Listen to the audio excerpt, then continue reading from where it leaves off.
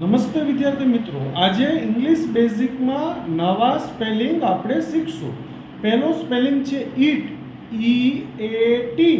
ઈટ એટલે ખાવું. બીજો સ્પેલિંગ છે આસ્ક, ASK. આસ્ક એટલે પૂછવું. ત્રીજો સ્પેલિંગ છે કેચ, CAT, CH. કેચ એટલે પકડવું. ચોથો સ્પેલિંગ છે ડુ, DO. ડુ એટલે કરવું, કોઈ કાર્ય કરવું. પાંચમો સ્પેલિંગ છે ડ્રિંક, DRINK. ડ્રિંક એટલે પીવું. છઠ્ઠો સ્પેલિંગ છે બાય, BUY. બાય એટલે ખરીદવું. સાતમો સ્પેલિંગ છે રીડ, READ. રીડ એટલે વાંચવું.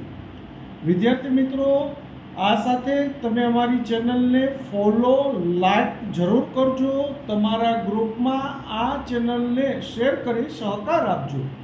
જય હિન્દ, વંદે માતરમ.